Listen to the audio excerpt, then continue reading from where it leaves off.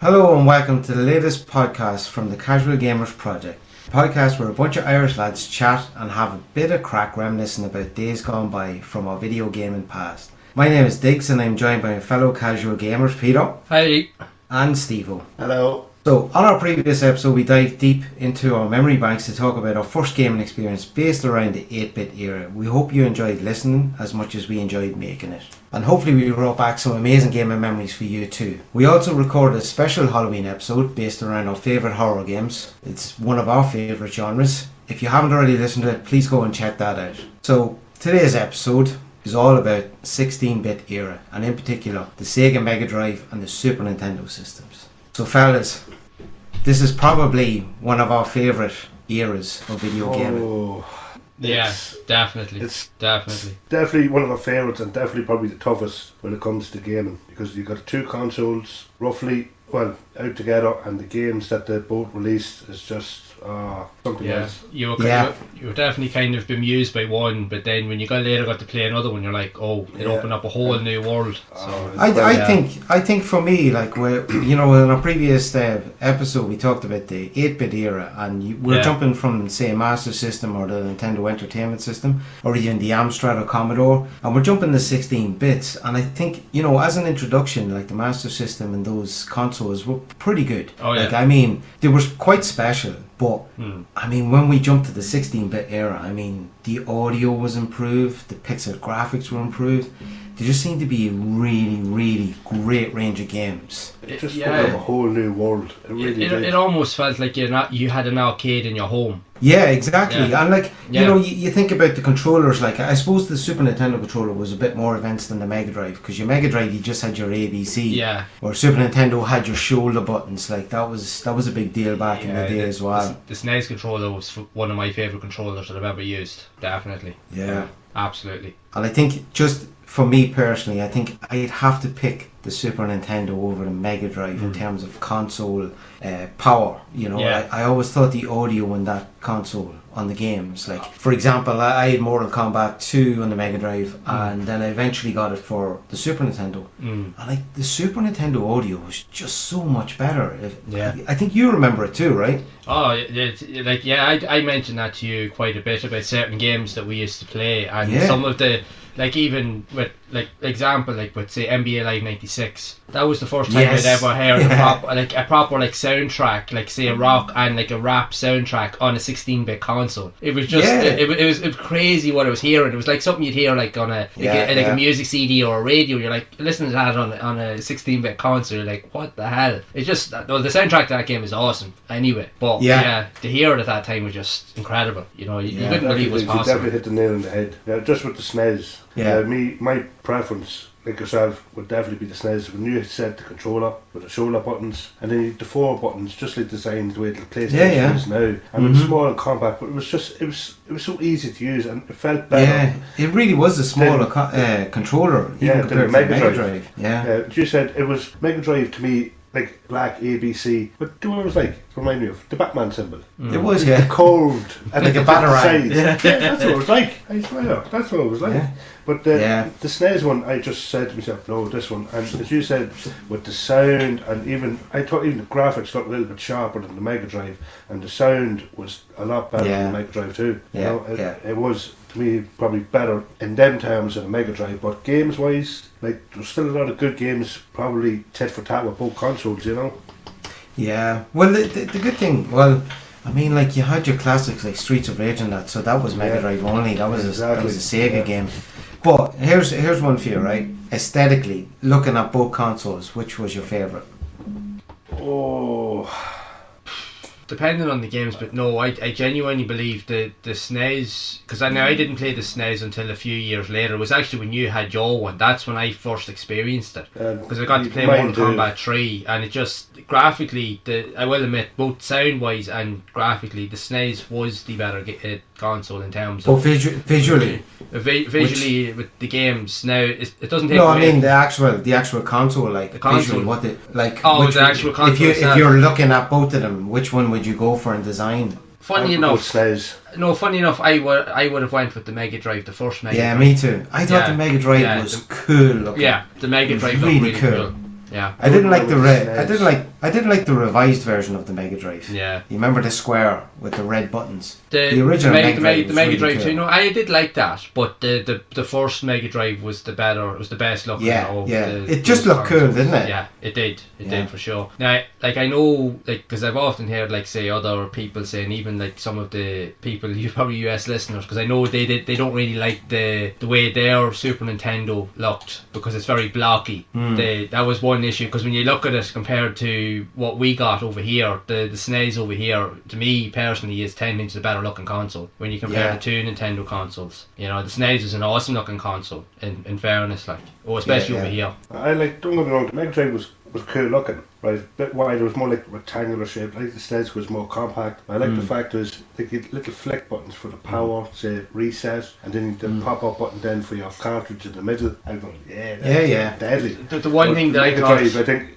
push in and pull out, wasn't it? Yeah. But them little features, that's why I'd be saying, I thought the SNES, but them little features would do that for me, you know, that kind of way. Yeah, I agree. Put a little bit of effort in. The features I seen on the Mega Drive, especially the first one, was definitely the audio feature where you could actually play your game through your, like what we're doing now, through your headset. You know, you couldn't do that with any console, and the thing is they took that away. There was a volume slider on it, right? It was kind of like what Sega did with the original Master System. They had actually the card slots, so you could play card games, but they removed that with the Master System too. Sega kind of done the same thing again with the Mega Drive. They had awesome features on the original console, but they took them away to scale things down for the second console. So that was a bit of, it is what it is, you know, that kind of way. But it was all really down to preference, because regardless of what console you had, because even back then, even though they made a new version of a console, but it never increased anything in terms of its power outputs, it was still technically the same. It just aesthetically, it's like the PlayStation 1 and then the mini, the mini kind of the revised one. That's exactly what it was like. Just cheaper hardware parts and that, you know, cheaper production of it. But no, I have to admit, hands down, I would, if I was visually attracted to, like, it would have to be the Mega Drive. It just looked, it was really cool looking, actually, when you think about it. Aesthetically, it was definitely one of the best looking consoles, hands down. I agree, definitely. It definitely was, but even just the little features that done it for me, that put me in SNES. Even when you look in terms of, because a few years ago I went through a mad phase where I was collecting like old consoles, like say I bought a Sega Saturn, but at one point I actually did buy a Mega CD add-on that had the Mega Drive. Now I didn't buy the 32X because that was way too expensive, and even to get one was very, very hard. But when you put all those add-ons together and had the original Mega, especially when you got the CD add-on that was meant for the original Mega Drive 1, and when you put it all together, it looked awesome. Especially now, when you imagine, like, I've seen screenshots of having all of the features on, like you have the 32X on the top, you have the Mega Drive in the middle, and then you have the CD add-on at the bottom, and it just looked... I don't remember that. I don't think I've ever seen that. So how was the CD thing added? The CD was just a connection thing. It was kind of like what Sony were going to do with the Super Nintendo. You know, originally have an add-on, the CD add-on to it. And I see it. So the Mega Drive sit on top of it. Yeah, the Mega Drive sat on top of it, and what it done was there was a slot in the side of the Mega Drive. What it done was it connected it up like a cartridge kind of slot where it plugged it in, and it connected it directly to the chip set or the motherboard, and then it would recognise then when you put the CD in. Now it was a bit fiddly to set up, but when you got it running, it was cool. Yeah, it looks like a hi-fi stack. Oh yeah, that's exactly what it is. Yeah. When I look at the PS4, I think that's the best looking PlayStation to date. PS4. I think I personally prefer I love the PS1, but then again the PS1's my favourite console. But I think in terms of aesthetics and simplicity, in terms of its design, I agree the PS4 is definitely the easiest one to it's the easiest one to work with, basically. I like the PS4 because you can put it flat, you can put it standing on its side, and there's no real issues with it. So yeah, you guys had the Mega Drive 2, right? First release. Well, originally happened. You just had the 2 bought, didn't you? When we did buy it, I bought it years later. I remember we were in Dublin one time, and I went in. Now we had the PlayStation, we had all those consoles, but I got this nostalgia rush. I wanted to. The PlayStation. Yeah, I think Steve-O, I think at the time you had your Sega. I think you actually had your Dreamcast, because I went through a phase where I was wanting to buy, because I think I got my Mega Drive. I got a Mega Drive 2 because I got like a case and everything. I think I bought it second hand in one of those game stores in Dublin. I got the case and everything, got a few games, and it wasn't in its original box, but it came like with a proper like Logic 3 kind of like carry case and stuff. It was pretty cool, and it had all the wee wee cubbies and stuff to hold all of your cables and controllers, and even a few slots to put a few games in. And I got it for like only £30. And this is back now in '99, I think, late '99. So you got this after your PS1, was it? Yeah, I got that. Yeah. Right. You remember when we went and bought? Remember we got our Master System? I was like 10. What happened was we had been torturing our folks for years that we wanted a Mega Drive, because we knew that you had one, and say some of our other friends had one and stuff, and because we didn't really know much about the Super Nintendo at the time, because we kind of just seen everybody had a Mega Drive at that stage, and we were like, we want one. But the problem was we could never afford one, so then it was obviously then when our other brother, then it was his communion, we all bunched together, and all we were able to afford was the Master System. But we managed to get a good one with a good deal with 4 games in it. Like with Sonic built in, and then there was the Master Games 1, so that was enough to keep us going. So we kind of forgot about the Mega Drive then after that. I still played it the odd time, because like say you would bring yours over every so often, or then one of our other mates, when he would stay down at the weekends, he would take his down every so often, because we used to that was the thing, we used to play. That's how we were late in games. Yeah, because he only had the one controller, and we were trying to play like Streets of Rage and stuff like that, so we got the clever idea to use the Master System controller. We figured out you could play using the Master System controller, same port, right? You had the same kind of the connection, but the only thing is the buttons weren't the same, because only had 2 buttons, but we figured out that if you press 2 on the controller, on the Master System controller, it would pause the game. So all you had to do is just keep pressing once. It was great for playing Streets of Rage, because he didn't have to jump really as such. All you just have to keep doing is bashing the buttons and punching the head of everybody. So you were still able to improvisation. So we were still able to play co-op, which was awesome, because for Streets of Rage, that's the best way to play it. So that was how we kind of figured that one out. So it's funny when I look back, for me that was one of the coolest eras, because that was the one era where you solved problems. If you couldn't, like if someone, like say you brought the computer over, you found a way that everybody could get involved in it. You made sure you found a way to do something that could get everybody, more than one could play at the one time, if you know what I mean. You made it your business to you made it your business to do it. You wanted it to happen. You wanted exactly. You made your business. And that was the best about it. For me, that was the fun part of it, figuring those things out, just so that you could all play it together. To me that was definitely one of probably the highlight. Streets of Rage, probably still to this day one of the most fun co-op games you ever play, with an amazing soundtrack. We used to even do it with Sonic 2 as well, because you remember with Sonic 2 you could play 2-player, you could either play against each other or you could play co-op. Someone could play as Tails, so we just plug in the Master System controller. If the odd time we would rent out the Mega Drive, my parents say on odd occasion, you remember that Megazone shop that used to be in Dundalk where the doctor surgery was? That was such a cool spot. And we used to do that. I remember Steve. You remember how much it was to rent it? £1. It was £5. £5 a night. £5, yeah. I thought you could pay to go in and play in the cubicles, right? That was £1 an hour, wasn't it, or something? I think something like that. I think it was £5 for the console for the night or something, wasn't it? Yeah, I think that's what it was. And that seemed to be the rent. Because I remember one time we rented out Golden Axe 2. You were mad to play that, and we had the same issue. We couldn't, because we only got the one controller, but we just did the same trick again, use the Master System controller. Right, it was kind of tricky, but we still managed to work, because we wanted to make sure that at least more than one of us could sit playing it, and that was the cool thing. Because to be honest, like looking back, most of the games that we played both on the SNES and the Mega Drive were mainly co-op games. They were games that allowed you to play was more than one player. If you weren't playing against each other, you were playing with each other. And I think that was for me, that was probably the highlight reel, because that was probably the best era, apart from a few other games on the PlayStation, which I know we'll get to later, but a later stage. But the Mega Drive and the SNES were probably the best era for co-op, or kind of like multiplayer gaming. The couch co-op, basically, that kind of way. So, yeah. You know what's one of the best co-op, or multiplayer, should I say, not co-op, because it's all against one another. Yeah. Hands down, one of the greatest multiplayer games in the 16-bit era, and it's even so fun to still play now. Super Mario Kart on the SNES. Oh my god, yeah. Playing against each other. Don't get me started with that one. Yeah. So fun, wasn't it? I'm right in saying it was only 2-player split screen. It was only 2-player, right? Yeah. You could play the championship like against each other. You kind of still, it felt like you were playing co-op, but you were still kind of head to head. But the battle mode was hilarious. When you used to go around the arenas trying to beat the crap out of each other, that was mental. You know, that was Super Mario Kart. I don't think the battle modes weren't in the later games, like on the later consoles. It was only on the SNES version, but still, it was so much fun. It was hilarious. Wasn't it? Yeah. It's 8 carrot. You 3 like say difficulty levels, 50cc, 100, 150. Yeah. You had 5 cups. You know what I mean? Like 4 there was plenty to do in it, There was plenty to do. But even just the replay value in the multiplayer was enough to keep you going. That was it. That's what done it for me. It was just constantly. There was no better feeling that like you're in second spot and you go over the little square that gives you your weapon, you know. Suddenly, you get the red shell, and Peter's going around the corner near the finish line. You're like, not today. Send that thing flying. If it was me getting done, I was actually destroying some of you. So it was But that was, you know what, right? Like it's one of those rare games that you can play it to death, and you can lose on the last corner and find it hilarious instead of like rage quitting. Stephen was all about that. A pro at that.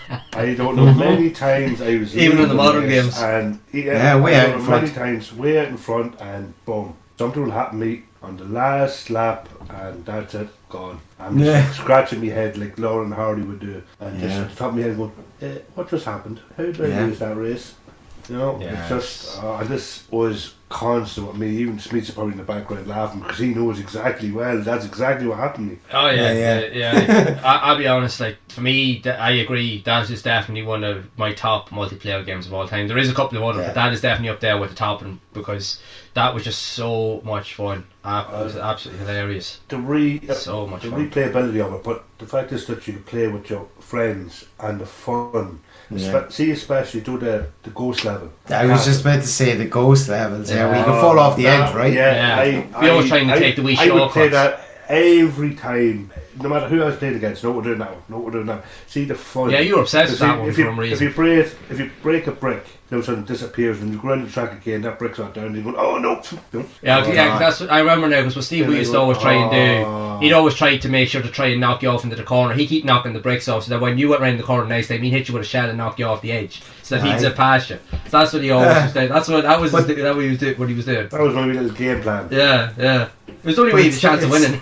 It's the level. It's that level, like, and then you never really like having a green shell, because you either had to be a dead shot with the green shell or lucky. Well, the problem with the green shell is, because the ricochet would always end up hitting you. Just went straight. That was the problem. You'd shoot it and hoping to get someone behind you. By the time you get back around the course, you hit yourself. I'd always try to do it in such a way, right on the straight road, especially that ghost level, and I just slightly aim to the right, so when I do shoot it, it's going to just slide past me and hit somebody behind. But no, by the time, as you said, come back around again, you'll just turn around the corner, boom, fucking thing gets you. Yeah, but then there'll be certain stages, right, where you knew there was a really like a right angle turn, and you would just say, you know what, I'm setting this green thing off here and see what happens.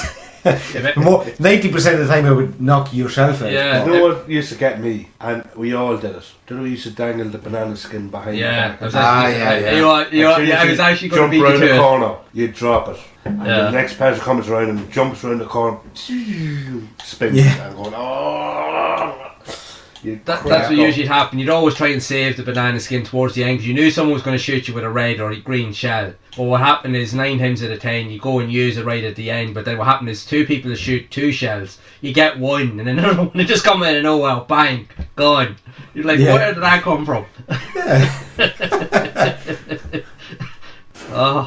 What a game, like Mario Kart. That for me is definitely one of the top games of all time, in terms of fun factor alone. Oh my god! I would say it's probably one of the top selling, or probably within the top 5. I reckon it's probably one of the top 5 SNES games ever sold. Has to be.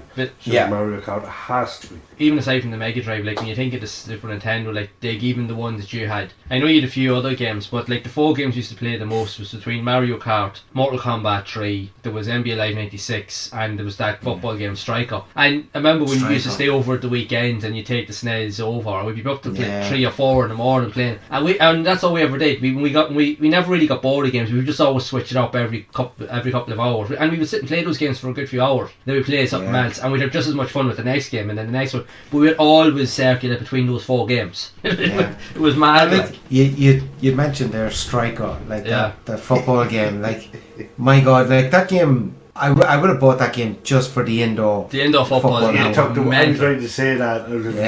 The best part, I see the indoor. I never used to play on the pitch. It was just let's do the indoor football. Because you could literally score from the kick off with that. If you hit the ball the right way, and you could swerve it for using the direction of there was like a cheat. There was like a cheat, wasn't there? We figured out. How the hell do you find these things out? Like just amazing. Like you find these wee niches in games where you kick a ball a certain way, you're guaranteed a goal.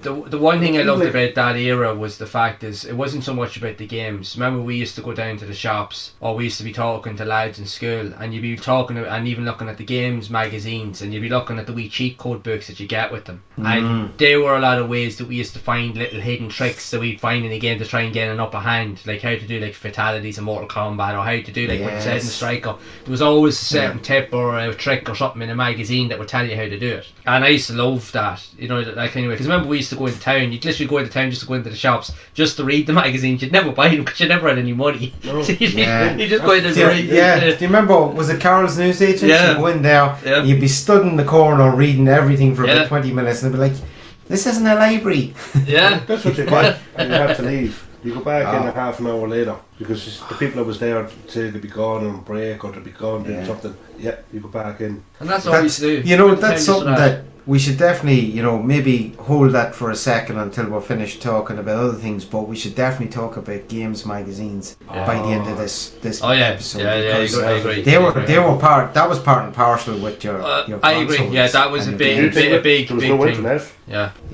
That was I love Games Master religiously. I would just have my pocket money. You remember, like Peter or Steve-O, it'd either be all of us or it'd be one or two of us going into town, buying the Games Master magazine, and you'd read that thing front to back. I remember front to back. I remember numerous times you would actually get the latest Games Master magazine when it come out, and the first thing you do is you come home, you come straight over to our house, and we sit reading it. And you'd be talking about, I was looking at this and looking at this and looking at this, and that was our source of information. Really, just no internet program. The program.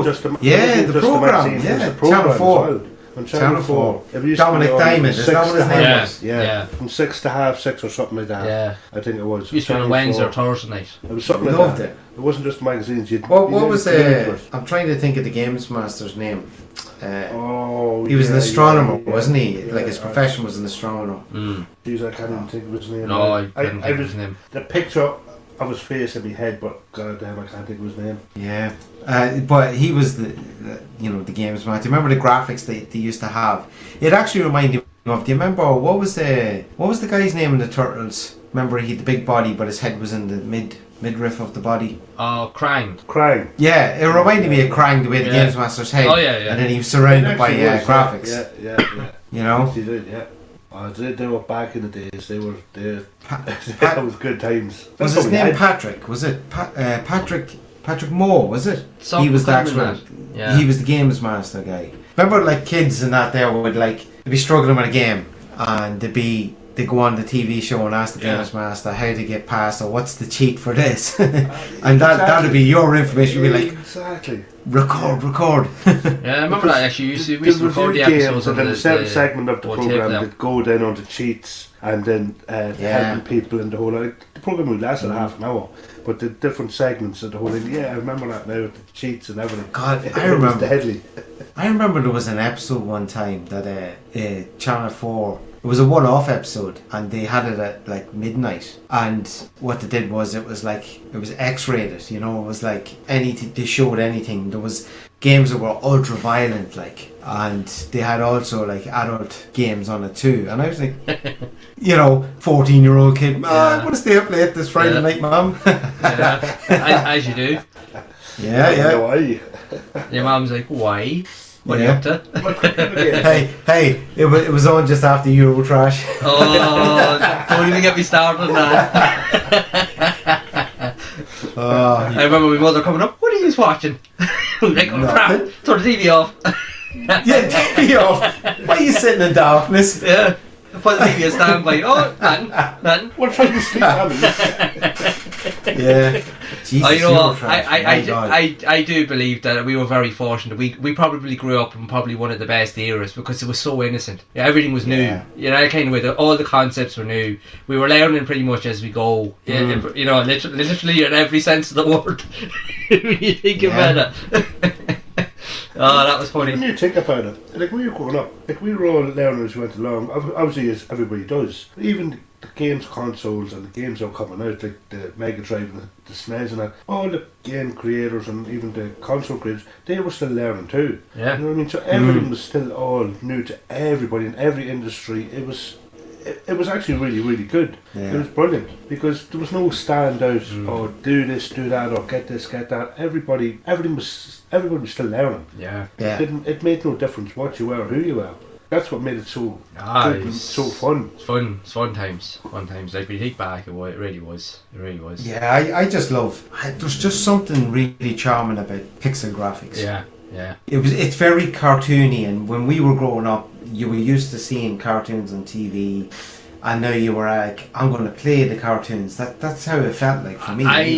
I used to probably agree with this, but I definitely think that the 16-bit era, for me personally, is definitely one of the best eras for soundtracks in games as well. Oh, you yeah. know, my God. Like, you take Streets of Rage. Streets of Rage, especially Streets of Rage 1, Streets of Rage 2 is, for me, hands down, probably the best soundtrack of any 16-bit game. I'm a big child. I even love the old Sonic soundtracks. Yeah, no, I was just about to say it. Sonic, Mario, all them there were like I still would have that Mario tune in my head. I'll be honest, I used to get in serious trouble when I was actually in school, in primary school at the time, because I was a villain for daydreaming. I wouldn't even take any interest in what was going on, and the teachers would be shouting at me, Peter, wake up. I'm like, because you know what it was? I was sitting there daydreaming, literally playing the Sonic songs, or songs from Streets of Rage, or songs like the games I played in my head over and over and over again. And all I was like, I can't wait to play it again. I can't wait to play it again. I can't wait to play it again. Yeah. That was a normal everyday thing for me back then, because I was just obsessed. Shows how good them games were. That they did that to you. Yeah.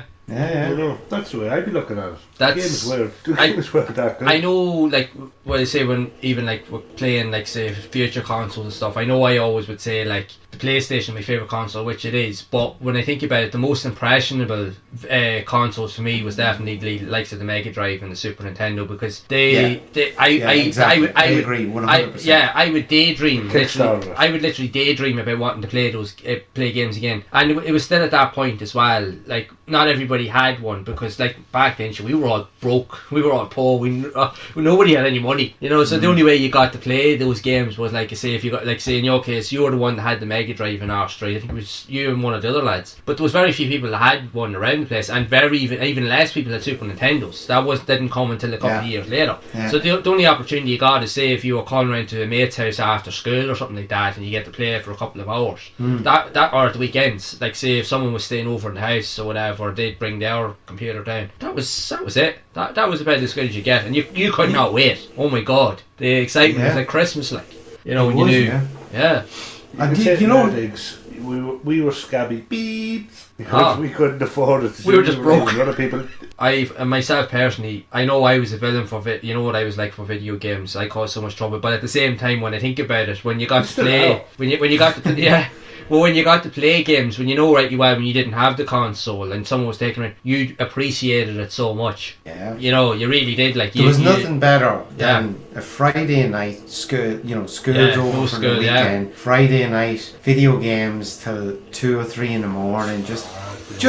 Friday night was simply the best night of the week. Friday and Saturday was just brilliant, and then obviously Sunday you had that thought in your head, school tomorrow. Because like, even like, say you'd be over at the weekends, or even let's say myself or Steve, or sometimes we go around, so the odd weekend you go around to one of our other mates' house as well, and you couldn't wait to go around, because like he had the Mega Drive and that as well, like, and just different games, and things, just chance different, of playing something different and or something new in a different environment as well, that was different from your own, if you know what I mean, as well. Like, that was just an experience in itself. I used to go to my cousin's house, and we'd sit in his kitchen, right, little 14-inch telly. Like, how the hell did we do it back then? A little 14-inch telly. 14-inch telly.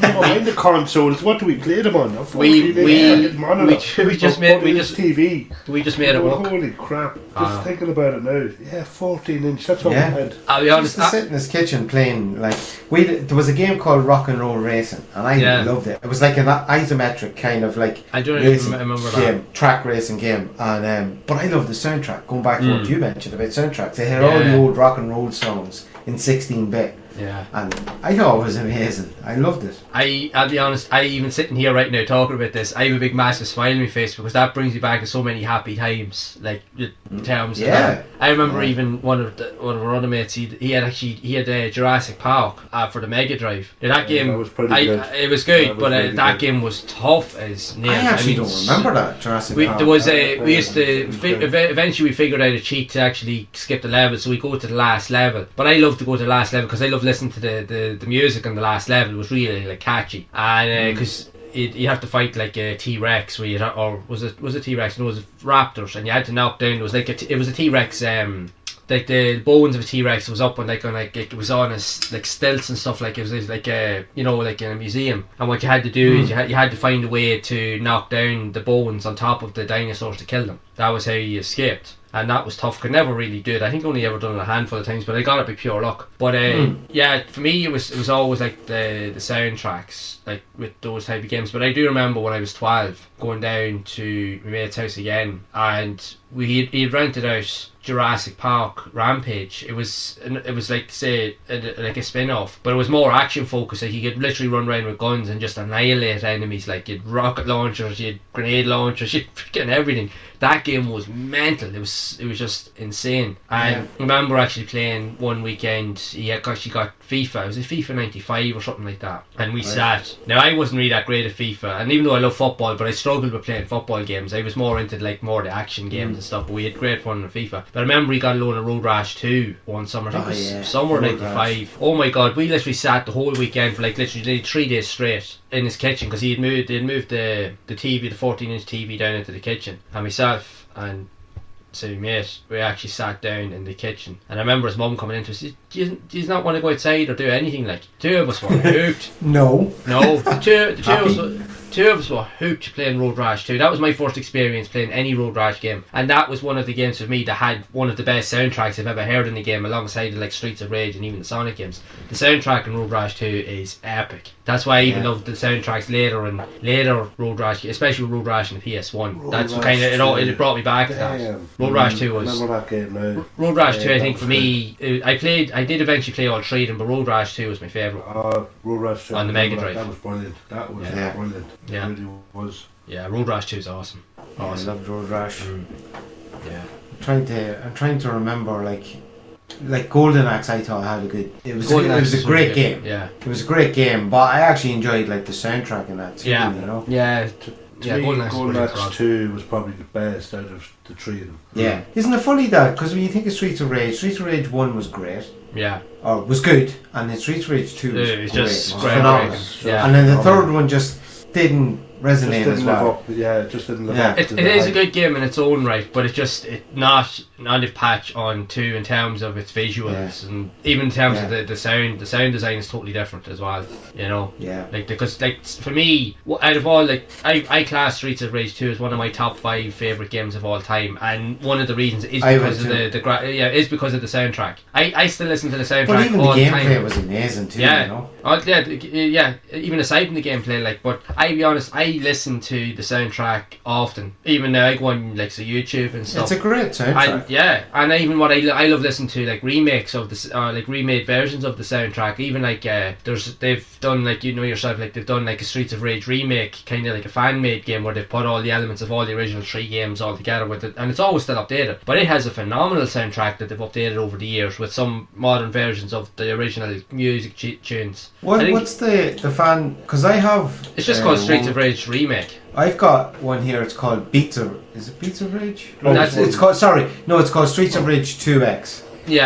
No, Streets of Rage. Beats of Rage No? There is one called Streets of Rage, but Streets of Rage Remake is the one that's more loyal to the game itself. It has all the elements from all, like pretty much you can play as all the characters, you can unlock them all, even the enemies and stuff that you used to fight as in bosses and stuff. Oh, cool. Because I was playing the Streets of Rage, and what I noticed straight away the difference was, I mean, visually there was some visual improvements and things like that there, and you could now you could roll, diagonally and stuff like that. But then when you get so far in level, it give you a choice that you go either of two ways, and I thought it was pretty cool, and I was playing it, I was just completely hooked again, and I was saying to myself, man, imagine being a kid again and playing this game all over again. I used to spend hours, like when I eventually did get a Mega Drive, or like say even years later, like say when I was in college and stuff, and I would play games through emulation and that, and I would spend hours just listening to the Streets of Rage 2 soundtrack without even playing the game. I love that soundtrack so much. Well, it's a techno soundtrack, right? Yeah. It's incredible, and it's still just as it's just as good today to listen to. I go into I have a Spotify account. You put Streets of Rage 2 into Spotify, it's going to give you all music that could be that genre, and there's so many cool songs, like you could just listen to that playlist all day. The thing is as well, I know like when you think of like compared to like sound quality in terms of like what the difference is between the SNES and the Mega Drive, like there was superior quality with the SNES. The SNES had phenomenal like with the sound chips and stuff, but the Mega Drive, even though the quality wasn't as good, they still managed to make it work because the sound of some of the like with the soundtracks like Streets of Rage, like Sonic, Road Rash and all that, it just that tone and that style, it really suited those games, and it suited that era. I think that helped to define the Mega Drive as well, I think in a lot of ways too, was the sound and even the audio for the games. So that's absolutely. Because like even like the Sonic series, like for instance, like the first time I ever played Sonic at all, it wasn't even on the Master System. It was actually Sonic 1 on the Mega Drive. It was actually my auntie. She actually got a Mega Drive years ago. I think it was my uncle that I'd bought one, but all he had was Sonic. I remember going down to the house. I was like 7, I think 8 at the time, and I remember playing this game, and I was completely just thrown back by it. I was like, I didn't even know what I was even looking at. All I seen was just it was cool. That's all I knew, and I was addicted from then. I was like, that was one of the real main times that I really got addicted to games, because it had a great soundtrack, and it just the Green Hill Zone playing over and over and over and over in my head again. It's just phenomenal. And then a couple of years later getting to play Sonic 2, and that for me has equally just as good of a soundtrack and even more levels, and there's so many catchy tunes in Sonic 2, it's crazy. Like Sonic 3, don't get me wrong, was a good game, but the soundtrack was nowhere near as good as the first two games, in my opinion, even though it is really good, but nowhere near as good as or catchy as the first two games. Yeah, for sure. Yeah. Right, lads, so I got an important question. Oh, I can't wait for this one. Right, is it going to be, what's your choice? Is it going to be Mega Games 1 collection, Mega Games 2 collection, or Mega Games 3?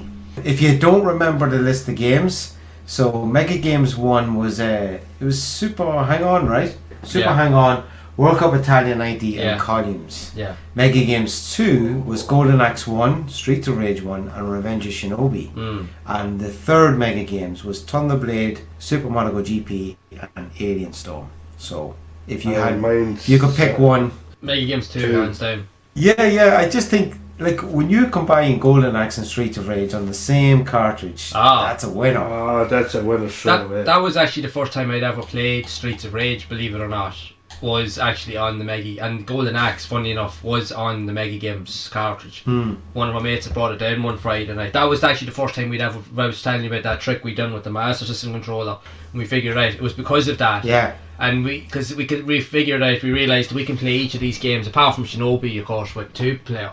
And we were desperate to play it, and we're like, right, how are we going to work this out? And it was only then, I think it was myself or one of the lads said, oh, we'll try this. And we were like, oh, sure, see how it goes. So we did, we figured out, we're like, nice one. So we managed to do it, and that was it then. But yeah, Mega Games 2 all the way. Golden Axe, Streets of Rage 1. I actually do remember them. I actually forgot all about them until you mentioned them. Yeah, the collections. I can't remember them. I can't remember what games was in them. I have to admit, the first Mega Drive game I ever played was World Cup Italia 90, and that was in. I remember you had that Mega Games. Yeah, that's 1 collection. Yeah, when I got my Mega Drive. So the story goes behind my Mega Drive is that I sold the Amstrad 464 Plus that I had, and whatever money I made from that, my mum and dad added the difference to get me a Mega Drive for my birthday. So, with the Mega Drive, came that Mega Games 1 collection. So you got one controller. Yeah, that was basically it. So, but I'd already played them because the neighbours next door, their Mega Drive, they also got the same Mega Games. No, but I'd only played like Italia 90, and I don't think I played any of the other ones. I literally just got a quick game of Italia 90, so that's the first game I ever played on Mega Drive. And I loved Italia 90, like that top-down view, and again, going back to when we talked about Striker, about being able to score a goal, a guaranteed goal using a certain technique. I always found like Italia 90, if you were able to be on a certain area of the pitch and shoot at a 45-degree angle from the view, you were nearly guaranteed to always score in the bottom corner. It was a great game, actually. I loved the Italia 90. It's very hard because, you know, because it was top down, and then you're trying to run with the ball, but you can't see the pitch because you've got like a close view, you know, perspective wise. It's only a short window of area that you can see, so it was difficult, but still a good game, you know, because simpler times you were easily pleased, you know. Funny enough, now that you're talking about that, the music for that's actually going off in my head now, because I can remember all the games I ever played, especially back then. I can remember most of those soundtracks. I don't know how you did it. I can't remember that. I don't know why. I have like, what do you call it, a photographic memory. I can remember all those things. I don't know how, but I've always could. But the tune for that game is going off in my head now. But yeah, I enjoyed it, like you said, but I was terrible at it. I struggled to play it, even though I did like it. But I just like, you know, But yeah, the music's going off in my head right now. It's like, like, holy crap. There's a game, like, there's one game in that collection I never liked, and that was Columns. I always, you know, the funny thing is, like, my older brothers and sisters, like, if they were going to play any game, that'd be the one to play Columns. Yeah. That was like an adult's game, really, wasn't it? Like, yeah. I was never into like Columns or Tetris or anything like that. I remember. Do you remember that? It's an acquired taste, put it that way. Our dad, when we had the Master System, when we first started playing it, Columns was the only game he played on the Master System. So we had that Master game. Yeah, that's what I mean. That's what I mean by like it's like grown-ups, like adults who were just really into those games. But then when he sat and got good at Sonic, Columns was non-existent. Then after that, right? Yeah. And until Sega World Tournament Golf, and then that dragged away from Sonic then. Yeah. Here's a good question for your memory, Peter. Yeah. Right? I can't remember it, but maybe you can. Do you remember the handheld console that I had years ago? And like it was a 2-part console. Like it was all one piece, but the screen on the top you could fold it towards you. Yeah. Like in a 45-degree angle. It was that one where you had the. It was like Tetris game, or there was one where the ball. There's a name for that game. There's so many different versions of it. Was it? I can't remember. Was it something Trick or was it? I can't remember. I think. Do you remember Trick? Was the name? The one to slide. You could tilt. Yeah. There was a little platform that would slide left and right. Yeah. The ball up. It was basically off the idea of Pong. Do you remember Pong and the Atari and all that? What was cool about that one? I remember that game, all right. I just can't remember the actual name. I remember that because it was kind of like it had a very similar screen to the old Nintendo Game Boy. Yeah. But the one thing that you had the advantage of that, Dig, was the fact that you could tilt the screen. Because I remember you could hear a wee click. And you could tilt the screen 45 degrees angle towards you. Yeah. As I remember, that was cool. My brother got me that for Christmas one year, just out of the blue. He knew I was into video games. Yeah. And that's the only game I ever had for it, was that game. Yeah, I remember you took that over, and we were all playing for ages. We used to actually, if we weren't in the house, we'd sit on our doorstep. Remember, long before we ever got there, and we'd just sit on the slab on the doorstep and literally play that for ages. Yeah, it took like 4 AA batteries, if you remember. Yeah. Yeah, that was a cool little handheld console like that. And I'd say I don't know whatever happened to it, but if I had that now, it'd probably be very rare and worth a bit of money. Yeah, I can't remember the actual name of it, but I know exactly what it is because I remember playing it, and yeah, I thought it was really cool. Yeah, I mean, I couldn't even Google search it now because I wouldn't even know how to describe it, and it was really rare. Like, it was cartridge based as well. It was actually, there was, you could actually get different games for it. I do remember that actually. Yeah. Anyway, that was a wee bit off topic, but anyway, I just thought I'd test your memory. Well, I do remember. I just don't remember the exact name, but I can't remember. I don't know why, but the name Trick for some reason is coming into my head. I don't know whether that had something to do with it or... Yeah. I actually liked that game, so I did. I really did. Oh, I did too. But do you remember, like the thing about it was that the more blocks you broke in it and progressed in it, the faster the faster it got. Yeah, because I remember playing variations of that on other games, like on other consoles later as years went on. And yeah, it brought me back to that. I remember always, because that was the first time I ever played that style of game, you know. So it was actually on that wee handheld console that you had. So yeah, that was fun. Yeah. I'm sure if I looked online I'd find it. Oh, excuse me. I'd probably find the name for it. I'll have to have a wee search for that actually. Yeah, like I've searched for it myself, but I mean I've just put in rare 90s handheld consoles, but it's not coming up. Even there it is. What is that called? It was just called Supervision something. Supervision. Yeah, you know what? I think that could be it. Yeah, no, here it is. Here, yeah. It's the tilt screen handheld. Game Boy. Yeah, Game Boy killed it. Yeah, because I do remember specifically that you could tilt the screen on it. I do remember that very well. I don't remember that one. You remember it now when I send you on an image of it. It was like the base of it was your controller with 2 buttons, and then the top half was your screen, and you could bend the screen towards you.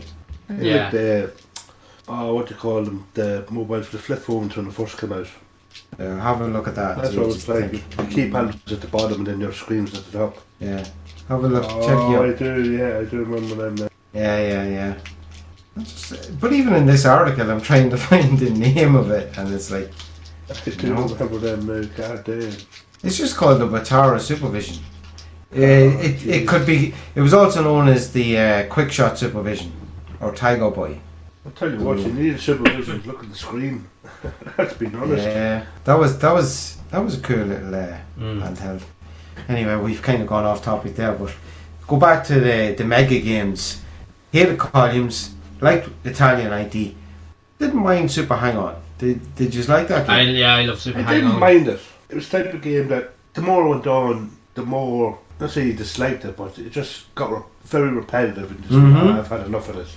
Yeah, I would always go back to Italian ID. I loved Hang-On because the original Hang-On on the Master System was the very first game I'd ever played on a Sega Master System. So that's how I remember. So that's your first game? Yeah, right. Yeah. And so I loved Hang-On, and I only realised like years later because that Hang-On on the Mega Drive was a port of the arcade version. Now, mind you, it didn't have all of the specs obviously the arcade version has, but it was still a really good port of the game. But I loved it. I just thought the graphics were really good. Yeah. I just thought Hang-On was a bit repetitive and a whole lot, but when you say Italian 90, I have to say I did like that. I think it was quite natural for us to like that game, considering young boys, football fans. You know, when it was around, Italian 90 had just finished. You know, and Ireland had done really well. Well, that's it. Yeah, it was around that time when we actually had our best stint ever. Football was huge in Ireland then, and we actually we were ranked 6th in the world at around that time. Talking about the Italian one, we were one of the best teams in the world. We're talking about football. I'm going to give you one. Just to see these runs. Yeah. Now, I can't remember, was it called Super, or was it just the one? Remember Kickoff? Super Kickoff. Oh yeah. Super Kickoff. Yeah, I remember that. We had that in the Masters. And it was over the head view. Yeah, top down view, yeah. It was like Italian. I remember finding a cool trick in that. See, when the ball was kicked from a corner or a goal kick, the ball had come closer to you, could kick up in the air and then all of a sudden it fall flat on the ground. Yeah, Italian 90 did the very same thing. Yeah, most of the times you'd run past the ball. I found a cool wee trick in that game after a while. That literally you bounce the ball up in the air, literally you did. Yeah, and what happened is you could run down the pitch after the ball was going in the air, which you just keep heading it. And what happened is the keeper couldn't get it, and you keep heading it like on a volley, and you'd head into net every time you score a goal. I found that little trick out. Oh, I remember that. That's exactly why I remember it. Yeah. I just kept messing around because it was the only way I could play it. I couldn't play the game normally, and because it was too hard. And then I figured it out. That's all you had to do. You just score crap on the goals. I remember literally playing that game for hours, actually going through all of the seasons and literally winning the league every year because that's all I kept doing. Every time, just heading the ball in the net, just volleying it. Yeah. Just take us sports games now. Like we're talking about, right? Was it Super Kickoff or Kickoff? It's one of them anyway, right? and then we touched on, was it NBA 96? Yeah. Oh, NBA Live 96. NBA yeah. Live 96. And you play the NHL. Yes. I don't know, was it 94 or 96? Yes. One of them. It was brilliant. 4 was 96, I can't remember which. But it was definitely one of them, and it was absolutely brilliant. Yeah, the NHL. And you could get into a fight, right? You Am get I right into in a saying fight, that? Yeah. You get into a Brilliant. fight. Oh, actually, no, I did. Brilliant. I did play an NHL game, yeah, because I remember our mate. He actually there was one game he had that actually had 2 games. It had a Madden NFL game and it had a hockey game as well. You could pick between the two. It was like a double cartridge kind of thing. NHL, that's the hockey one. And I do remember that actually, because you used to play. You and him would always play it if we were down at the house, because you'd always be trying. You'd always be trying to spot. You'd always be trying to start fights. Yeah. That's literally all you played it for. Yeah. I didn't really understand the rules. You know the way like the referee blowed the whistle, and you'd end up in the quadrant thing. You know, you're like, right. Why are we kicking off again? Didn't really understand, but it didn't matter. It was a cool game to play. It was class. It really was, and even the score and the whole lot, and you see the fights and everything. It was just fantastic. And you know, it's one of those games, right? For me, anyway, that when it moved to 3D, like on the PS1 and that, I just wanted to go back to the pixel graphics, the cartoon pixel graphics. I just saw enjoyment out of that. Yeah. It was just funny thing. I didn't want it to change. I did actually have a hockey game years later, say on the PlayStation. It was like in Fox Sports 2000 hockey or whatever it was, and that was really, really good. I remember I actually bought it because I bought it cheap. I think I got it for like a tenner or something in town, and I played that for ages. I actually was addicted to it. One of the best hockey games I ever played was actually a PSN game. This was years later on the PS3. It was NHL Arcade. I was like 3-on-3. That was mental. That was hilarious. It was sort of, you know, that was sort of like their take on NBA Jam. That was hilarious. That was very funny. That game.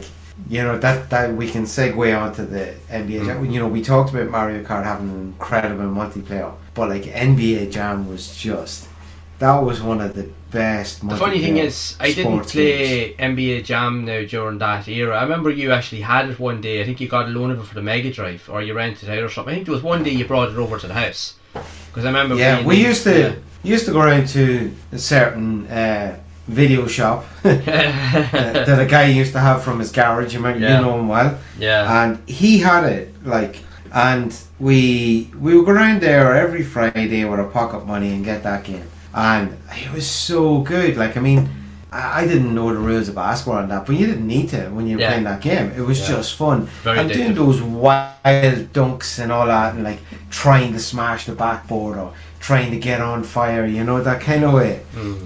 You'd be like, he's heating up, and you'd be like, nice, give it to me. Score again. Because I loved the NBA Jam on the PS3, the updated one that came out years ago. Yeah, the 3D polygon one. And then there was the NBA Jam Extreme that you had on the PS1. That was a brilliant co-op game. You could play the two of you, you could play the same team. And even with a multi-tap, you could play 4-player, which was even better again. That was brilliant. Now, the loading screens were ridiculous. They were so super slow, but that game was so much fun as well. I remember many a night we go on the drink. Yeah. And when I lived in Gosling's Terrace, we come back there and we go up and play either Pro Evolution Soccer or NBA Jam Extreme. Yeah. It was always either one. I always remember like NBA Jam Extreme. Like, I thought, you know, that's the 3D one.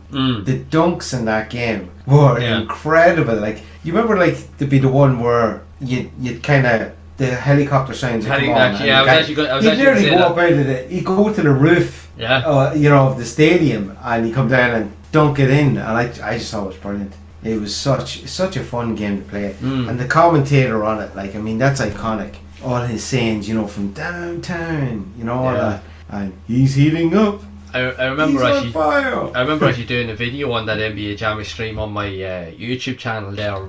It's a good while ago, and I remember doing that actually. And I actually got a bit of feedback on that. A lot of people actually loved it because they played it as well, and they all thought it was brilliant too. It's brilliant. Yeah, for simulation, I love NBA Live 96. Yeah. But I think it all kind of stemmed back from that thing, like when we originally started with the 16-bit, like we can always, like, how would you put it, reference those games, because originally we would have played the original games on those older consoles that kind of started us off. You know, that's to say, like it's crazy. Like, now I never played NBA Jam on the Mega Drive or the SNES. I do remember you having it. I got a loan of it, like I said, I think you rented it out and you brought it over and you were playing it for a couple of hours. Now I sat and watched it, but I never actually played it. But I always played as Chicago Bulls. Without a doubt, always Chicago Bulls. I'm going to give you a couple of games. Yeah. And this is sports related as well, and we'll just remember it. Because obviously we were big fans back in the day. Like in our house, we didn't have it. Our friends had it. Then our folks did get it in Guy. WWF Royal Rumble. Ah, yeah. On the Mega Drive and that, you mean? Yeah. I never played Royal Rumble. I remember actually one of the boys had a game called Wrestle War on the Mega Drive. It was brilliant. I had Royal Rumble on the SNES. Yeah, that's the one I remember. Yeah. SNES. I thought that was deadly. I thought that was it would do the whole countdown. 3, 2, 1. I thought that was brilliant. I really did. It was, yeah. I loved it. Class. I loved all those old WWF games. They were amazing. They were brilliant, I have to say. I always remember being in, Mosney in Drogheda, the holiday. Oh, jeez, that's a long time ago. Yeah. But they had like an area with all the arcade machines, and I remember like seeing like WrestleMania, the arcade game, and it was photorealistic graphics in the arcade, and I was like, oh my word, like look at that, it literally just looks like the wrestlers, you know. But there's just something about the old WWF Royal Rumble games. I loved them. Absolutely brilliant. I played one. Do you remember? Well, I'm not going to delve too much into it, but later on consoles, I got one. And it was probably the first WWE, it was called at the time, game that I played since the Royal Rumble one I played on the SNES. Didn't interact with any of them from then, from the SNES version until the later on consoles. Yeah. Just didn't. It was WWF right up until SmackDown 2 on the PS1, I think. Well, actually, no, up until a few games on the PS2. It was still WWF, I think, until like 2001, as far as I know. Yeah. And we were big into it. Do you remember that? I always remember that, like the late 90s. Yeah. Sky all the way. Stone Cold era. Oh, that's Rock. Era, should I say? That's a topic for another day, I think, because that's a whole different ballgame. Many injuries and many broken pieces of furniture. Exactly. Yeah. Not looking at you, Steve-O. Broken testicles as well. Yeah. That's for sure. Yeah. I think that's a topic in itself for another day, because like that could literally go on. Holy crap. Mortal Kombat 3 is another one. Just Mortal Kombat 3, yeah, that's. But even just Mortal Kombat in that area, you know, that general. You know, when you think of the Mortal Kombat in the pixel era. Back around '95 was around the time the Mortal Kombat movie came out in the cinemas, and I remember my other mate. We were actually used to call down to him during the summer months, and he got a loan of Streets of Rage 2 for the summer, but he also got a loan of Mortal Kombat 2, and I remember playing the hell out of Mortal Kombat 2 on the Mega Drive, and I loved it. Yeah. But the funny thing is, then about 2 or 3 years later, about a year later, I played Mortal Kombat 2, and you had it on the SNES. Now it was slower, but graphically and sound quality was 10 times better. You know, and the fact that you could play with the 4 buttons, it was easier to pull off moves with the SNES controller. And it was phenomenal. Like the sound in Mortal Kombat 2 and the Super Nintendo was brilliant. But then Mortal Kombat 3, the only disappointment I had, for me, Mortal Kombat 3 is one of my favourite fighting games of all time. The only downside was the fact that it didn't have Scorpion. But that was quite controversial, I remember. Yeah, at the time, but I do remember that when you done the cheats, you could pick Smoke, and Smoke was kind of like an alternative. Yeah, the harpoon. Yeah, and I think that was kind of that allowed you to kind of at least give some taste of it, but you still wanted Scorpion in it. But you took what I was actually going to say, and talking about the Mortal Kombat. Yeah, we played the Mortal Kombat franchise, blah blah. Yeah, and the Mortal Kombat 3 didn't have Scorpion, but then they released Ultimate Mortal Kombat, and Scorpion was re-released in it, and going, yes. Because Scorpion to me is my favourite character. I'd say yours is probably Sub-Zero. For me at the time when I remember yours is probably Sub-Zero, Diggs, is it? No, Scorpion. Because I remember you got it would have been a toss up between the two, but if I had to go, yours has to be Sub-Zero. Has to be. At first, when I first started playing Mortal Kombat, Sub-Zero was my favourite, but then I got using Scorpion. Was always mine.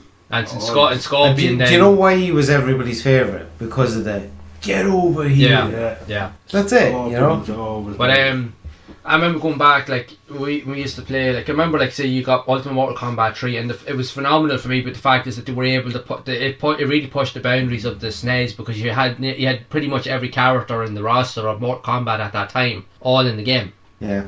Only then say like Mortal Kombat Trilogy on the PlayStation 1, but still Ultimate Mortal Kombat 3 was brilliant. But for me, I don't know if you agree with this, but for me, like, as I had the arcade kind of port of Mortal Kombat 3 on the PlayStation a few years later, like, we used to remember that shop, the bike shop used to sell like the preview games. I remember buying Mortal Kombat 3 and it was brilliant, don't get me wrong, but the Super Nintendo version of Mortal Kombat 3 for me, hands down, is still for me the definitive version. It actually sounded better sound wise, it actually played a lot faster, it was easier to implement the moves with the SNES controller, everything was a lot more responsive. The music in that version of the game for me has got the best soundtrack of any version of Mortal Kombat 3. It's just so catchy, so it is.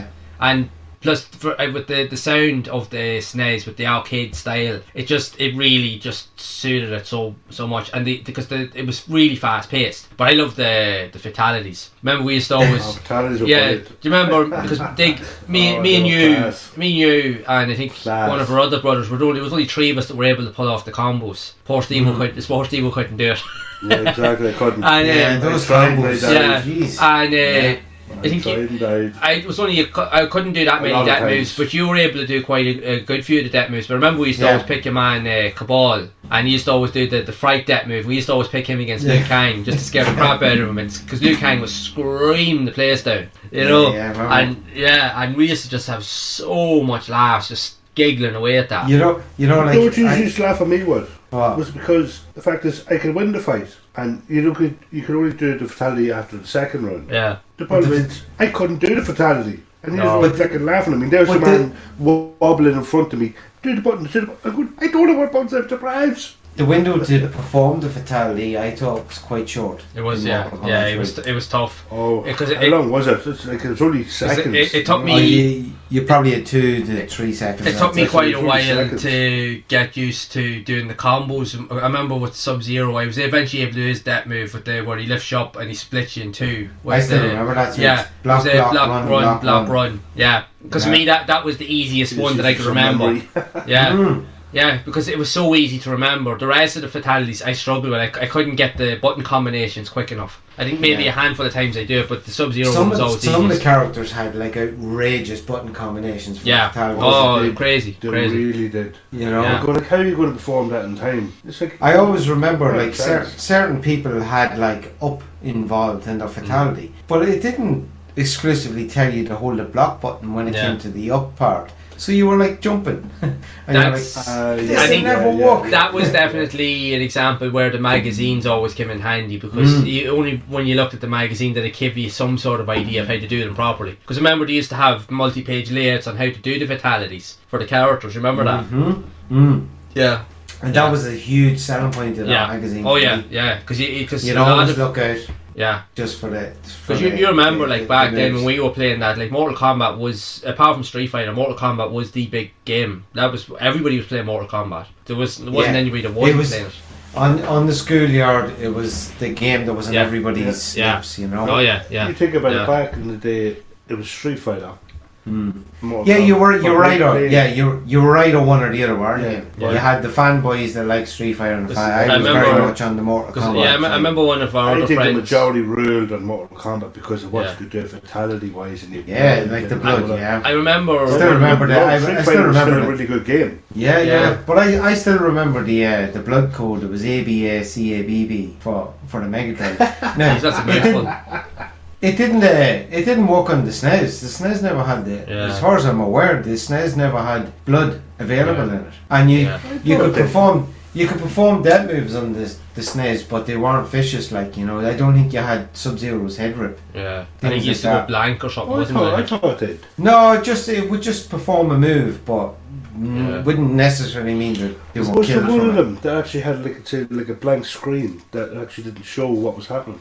That was Ultimate Mortal Kombat 3. Yeah. No, Ultimate Mortal Kombat 3, when Scorpion came back into it, he performed this death move where he summoned like 10 other Scorpions. And the screen would just go blank, and your imagination had to figure out what was going to happen. Yeah. I remember that now off. What was I going to say? When you're thinking about Street Fighter, I remember another lad that was in my class in school. He used to hang around with us years ago. And myself and Steve, we used to call around him on a Saturday morning. And he had the Mega Drive. Now, he had the Mega Drive too. And I remember him specifically he had Sonic 2 in a couple of games. But we used to play either Sonic 2 or mainly Street Fighter 2. We'd play for hours playing Street Fighter 2. Yeah. So we did. I would always pick your man, the Chinese fella, E Honda. Yeah, because he had the quick hands. I used to just spam that move because it was the only way I could beat everybody, because everybody used to kick the crap out of me. Yeah, I can't remember. I think I was more into like Ryu. Is it Ryu? Ryu and Ken. Yeah. Yeah, but they were essentially. One was the American version, one was the Japanese version. I had Ken, Ryu. Same moveset, right? More or less the same characters, but Ryu to me was my favourite character in Street Fighter, just as Scorpion was in Mortal Kombat. Yeah. Yeah. Oh, it's phenomenal. No, you know yourself when you play the game who's your favourite character, and then to Street Fighter, Ryu all the way. I used to love the mode in Street Fighter when you got so far into it, and you had a couple of mini games where you had to kick the crap and destroy the cow. Yeah. I used to love that. That was class. So it was. But I think when I moved forward, like when I look at, let's say, Street Fighter, but then when I eventually got into Mortal Kombat, it was Mortal Kombat 3, Mortal Kombat 2 on the Mega Drive, but it was Mortal Kombat 3 that really made me kind of fall in love with Mortal Kombat itself. Like especially we used to play it every weekend without fail, like. And once I started getting into that, Street Fighter for me was a distant memory. I could actually play Mortal Kombat and I could actually do the moves, I could pull off the combos, and I could actually win fights. That for me, that was a big thing, like, because in Street Fighter I used to just get my ass whooped. I always remember, like, you probably don't, I'd say you do remember it, but we had another mate that had a Killer Instinct on the Super Nintendo. Do you remember that? Yeah. It was sort of like the same sort of like photorealistic graphics. I remember he took it over a couple of times. Now I didn't play it all that much, but I'll be honest, again, because coming off the back of Mortal Kombat, it was different. It was a bit harder to get used to. Now you could pull off some mad combos in it. Yeah, the combos were the big thing with it, wasn't it? Like you could nearly a 40 hit combo. You're like, I remember, our mate actually, he was deadly at it. He was able to pull off like 20, 30, 40, 50 hit combos in it. Like, you're like, those times you couldn't even get a hit in. You're like, I was just like, I'd give up. I'd be like, no, here. Yeah, no, I just remember like that came out like probably around Mortal Kombat 2 or 3 or something, was it? It was a good game, but the only thing that excited me about it was the combos. That was really it. One of the coolest things I think I remember back from the SNES as well. Now I only played it on emulation years later. Actually, no, I think I might have actually played it. A physical copy of it was Doom. I remember when they actually ported Doom to the SNES. I remember when it came out. And I was like, holy crap. Like, the fact is that you can actually play Doom on the Super Nintendo and it looked as good as it did. Now I know they had to remove a lot of like assets and features and stuff, but the fact is that they were able to get Doom running on a 16-bit console was just mental. Absolutely mental. I love Doom. Yeah. Oh yeah, I love Doom as well. It was like, it was one of those, you know, when a game blows you away because not the look visually superior, but the enemy design and all that was quite cool. You're just like, wow, they really look like they are demons from hell. Yeah, you know. I know it used to give me motion sickness, but like Jesus, just mental. I loved it. Yeah, Doom was a great game. I'll give you another one. Go on. Now, you might remember, but back when we were, say, obviously we were kids, and you see yourself, like being a blackguard and trying to, or say, being naughty, as you would say, being politely. We were innocent kids, Steve. Remember a game called Boogerman? Oh yeah. Pick and flick adventure. That was hilarious. Pick and flick adventure. Yeah. It was proper cartoon. Pick and flick it. I remember you used to like hold your burps in or your farts in, and you literally have a big fucking massive backside, and it just you used to hold the walls and everything. If you farted, you could like propel yourself, right? Yeah, in the air and everything. Yeah, you need a chili cap. You need a chili. And then, you exactly. Yeah. But the more chilies you built up your gas meter or something, wasn't it? Something like that. Yeah. Like you take it back, they'd say when we were kids, you tell yourself, they're making the game and that's class, that's dead. I know, and yeah. those are flicking and farting and bumping.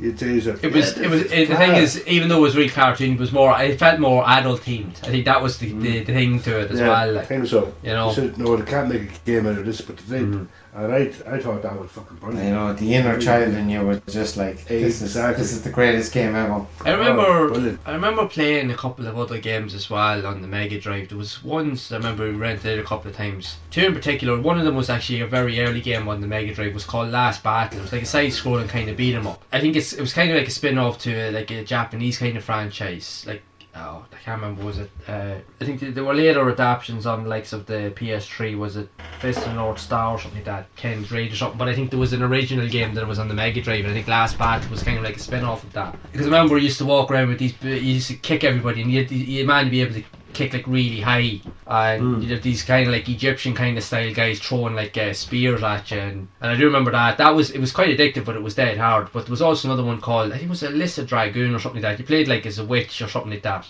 and something about dragons, but she had these magic powers where she had all these beams coming out of her hand, and you could literally wipe everything out on the screen. I do remember also as well, one of the lads had funny enough, I don't know how they managed to do it. It was an import version of one of the Wonder Boy games. It was like an on-rails kind of shooter where you were up in the air and it was like shooting outside on the screen. But they used to, because the cartridges, like, because they were from a different region, for whatever reason, you couldn't fit them into the Mega Drive. But what some clever git did, he cut the sides off of it up until it's a part on the top to keep the cartridge intact, and you could plug it into it, and the game for some reason worked, which was mad. It was a Wonder Boy game. I do remember that. I can't remember exactly what one it was, but I remember playing that quite a few times. You know what other game was really cool on the Mega Drive I loved? Aladdin. Aladdin was brilliant on the Mega Drive. Yes. Aladdin was brilliant. Yeah. Guess who was the director in that game? Who? Shinji Mikami. No way. Resident Evil. No way, was he? And yeah, you know he worked on that before Resident Evil. I could always get to the final boss to fight your man Jafar, but I even to this day I've never been able to bloody beat him. I never beat that game. I could always get to the end, but I could never finish him off. That was a brilliant game. Yeah, I loved the graphics in it, and it was so funny as well. Yeah, Aladdin was brilliant. I remember that being a really good game. On a Mega Drive, Batman Returns. Yeah. I remember one of the lads said that, and don't get me wrong, that game is brilliant. There was a great soundtrack to that, excellent graphics. Brilliant. But that game is tough as... Oh, it's tough. Oh my god. Nails. Tough as nails. But it was so good. Really good. Great graphics, great setting. Good. And it suited the whole theme, of that era of Batman as well. It really nailed that. So it did. Oh, nailed it down straight away. Yeah. I remember fantastic. We used to go down to my mate's house at the weekends, and now he had Sonic. Used to play that, but I played Batman probably just as much. Batman Returns. So I did. Yeah. It was just cool. Batman Returns was absolutely brilliant. It really was. Because you could punch, you could kick, you could use the batarangs, you could use all his gadgets, and you could glide as well using his cape to glide around the place as well. It was mad. And then use the grappling hook to grapple onto stuff. It was awesome. Yeah, able to use all Batman's utensils. I remember there was one. It was the second zone. We were in a place that was the shopping mall, Shrek shopping mall, and it was on the second level. We had to run. You were going down an escalator, but these big steel boulders would always come down and crush you. So it took me months to figure out that all I had to do is time it and use the grappling hook and grapple onto the roof and hang there and let the boulders fly down, and then you could jump in and you were free to go off wherever you want. But not the amount of times I got to that and it kept losing all my lives before I figured it out. Yeah. But I got there. Do you remember another level where it's kind of like you're walking up like a slope? Yeah. No, was it the sewers? Was it one of the sewers? No. Oh no. It was actually the part of the very first zone you were in. We were actually in an old abandoned house. Like walking up a slope. Yeah. You're in a house. Yeah. And it was all the slope. Walking up a slope. Yeah. And you had to go through there was vents at the end of the corridor, and if you got sucked into the vent, it would always keep putting you back to the start of the level. So what you had to do is there was a big rock or there was a statue, and what you had to do is you had to kick it and punch it till it broke apart, and it would suck the rock into the vent to stop you from flying into it, so you could actually jump down to the next level and keep going. Because if not, it would keep putting you back to the start. That game. Yeah. That's bad. I don't remember this game, but like listen to you like chat about it. Oh, but it was brilliant. It was really, really good. I do remember me and Steve. We used to go down to our mate's house at the weekends, and especially say on a Friday night or Saturday night, and we would actually do that. If I died and lost all my life, Steve would pick the game up, and then he'd try and do it. And we'd always get to near enough the same spot. We'd always keep dying around the same places. So yeah, played that a lot. I'll have to try it. Batman Returns. Yeah. It's very sure. Just be warned, it is tough. It's very tough though. Yeah, for sure. Look, everything in that 16-bit era just seems tough. Yeah, actually, to see some of them games are probably nearly the whole lot of them probably harder than the games we play nowadays. Yeah, it's funny. Like I was playing Sonic 2 last night, and you know the whole objective: you collect 100 rings, you get an extra life. Yeah. Right. I was trying to do that, and I was like, pretty easy, you know. And then just out of nowhere some enemy would just appear and you just lose all your rings. You're like, God damn it. But I love the wee jingle, you know. After you get your extra light. Yeah. Peter, you remember this here, right? So you know the wee checkpoints, the little totem pole checkpoints. Yeah. Was it you needed 50 rings, wasn't 50 it? 50 rings, yeah. Taking the special stage. To get the special stage to get the Chaos Emerald. See, when it comes to Sonic games, the amount of times, because you were always trying to, like you said, collect the lives, the amount of times you'd always see a life on top of something and you would die so many times just trying to get that one bloody life. I know. You'd lose about 3 or 4 lives just to get that one bloody life.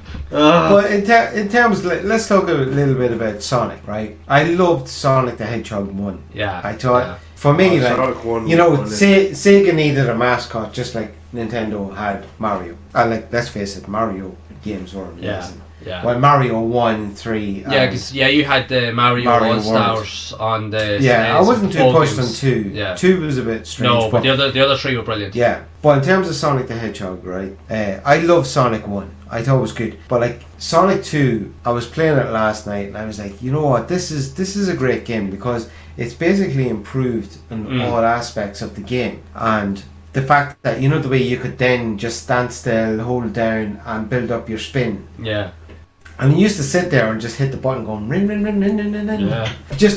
And you know the way you'd have those loops where you go up and around and down? Yeah. And you know, in Sonic 1 you had to run and build up your speed to do them, where now you were just like, well, I can just do it from a standing still position. Sonic 2 was a lot faster in terms of speed compared to Sonic 1 as well. And like, you remember the Chemical Zone? Yeah. That was the second one, right? Yeah. Emerald Hill? That was the first. So Act 1 and 2 was your first two, and then you went into the Chemical Zone. Yeah, and then the Aquatic Ruin after that. Yeah, the Aquatic Ruin. No, the Casino. Is it? No, Casino was. That's after. It was after it. Yeah. Yeah. The Casino was cool. I love the music in the Casino Zone. It's really catchy. I love that. And do you know what? When you're a little kid and you're playing that game, you're like, oh yeah, this game's going to get me into gambling.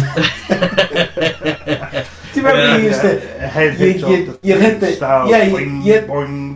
but you'd hit the pinball flapper and it'd send you up into the. Remember there was the little game where you had the landing slot to do the slots. I'd always get all Robotniks and then I'd get all the spikes and take all your rings. Yeah. That's all. But last night, like I got the jackpot. I can't remember how many rings I got, but I think I got an extra life out of it anyway. Nice. But there's all the little hidden areas as well. And if you think like the levels in Sonic 1 were good, but I thought the levels in Sonic 2 added a bit more complexity to them. Yeah, there was a lot more. You had the choice. Yeah, you could zip to the end of the level. Yeah. No problem. But there was so much hidden stuff. Yeah. You know, vertically you could keep them higher. I remember like going back, like I agree, because if apart from Streets of Rage, the Sonic games are probably the games I probably played the most on the Mega Drive. Yeah. And because of that reason, because it wasn't so much like Sonic was cool, but I loved the exploration. That was for me was the big thing. I wanted to explore hidden stuff. I wanted to explore every inch of every level to try and literally find every hidden secret in every level. That was for me was always the goal. But it used to drive me mad because many times I lost lives because you only had a 10-minute time limit, and as soon as it got to 9 minutes 59 seconds, bump, you were dead. And I don't know how many times I got caught out because I was too busy enjoying myself, just jumping around the place trying to get to this point, trying to find, and you forget, you completely forget about the time. Done me in. The Chemical Zone was tough, It done me in. I remember later on, I remember finding a hidden secret where you could go on. It was before like a jump, and you could turn around and you could do a spin attack and do a jump, and there was a hidden room inside of a wall. And what it done was took you all the way right round, got you a load of rings, and it got you an extra life. And what it done was it got you invincibility as well, and it would take you a straight run out to the boss. And you were able to use the magic or the invincibility with the boss instead of actually having to traipse around, because the amount of times if you went a long way, you'd always fall into a big pit of water and die. This thing allowed you to. The boss fights were quite easy enough when you think about it, weren't they? They were for the first 3 levels, but then later on it definitely got challenging. I remember it was one of the ones. I remember the Metropolis zone. That was a brilliant zone, but the boss in that was a pain. He was pain. Yeah, because he'd all these weak kind of like goblet balls, and you had to make sure that you had to hit him without hitting them. And every time you hit him, one of them would drop off, and then it was like kind of like went into like a miniature version of him, like a big bubble, and you had to pop that before you get it. But if you hit it wrong, it would kill you, or you'd lose your rings, one or the other. And that was really tough. Here's a question to everyone: if you could only pick playing like a Sonic game or a Mario game, where would your allegiance be? Oh, don't do this to me, will you not? I do love Mario, but I would have to pick Sonic because I actually played Sonic before I played Mario, any of the Mario games. Right, yeah. I think technically I also played Sonic before. The first time I ever played Mario... No, I played Mario first, and I played it on the NES. The first time I ever played a Mario game, funny enough, was actually Super Mario Land on the Nintendo Game Boy. It was actually our uncle that come over one time, and his partner their son brought over a Game Boy, and I remember he let us play it. That was the first time I'd ever experienced the Super Mario game, and I remember loving Super, because I remember one of our other brothers got a Game Boy a couple of years later, and we were addicted to Super Mario Land. I remember playing that to death. I was addicted to it on the Game Boy. It was brilliant. I would say Mario, but when I go to a 16-bit era, I would have to say Sonic. Yeah, because I think you were like me. I think you played Sonic before you played Mario. I played Mario first, but it was back away, as Peter said, back with the handheld consoles, so like the yellow screen, and it's just like weak blocks and you jump over and blah blah. But now when you've 16-bit where you've got proper graphics, I know they're all pixelated and everything, but to have that, and I actually played Sonic before I played Mario, before the SNES, and don't get me wrong, when I played Mario on the SNES, I was like, oh, this is good. Yeah, Sonic I have was the first I played. So I'm going to go with my first instinct. Yeah. I have no choice. And I think, I thought I played Sonic first, but actually I remember I played Super Mario Brothers 1 on the NES in a friend's house, like back in primary school. And it was probably one of the first console games I ever played. The first NES, never did. I only played yeah, it was very much, even the controller looked like the controller was very much the same as the Master System. Yeah, very much the same. Now I have to admit, I would probably go with Mario, because I don't know, like soundtrack wise and gameplay wise, I think I'd have to go with Mario. And the thing about Sonic is that the one big difference was there was backtracking in Sonic. You could go backwards. Yeah. But I have to admit, maybe not Mario Brothers 1, but certainly Mario Brothers 3 or Super Mario World, I thought was just incredible games. They are incredible games, but I'm going with Sonic only because I played Sonic before I played Mario.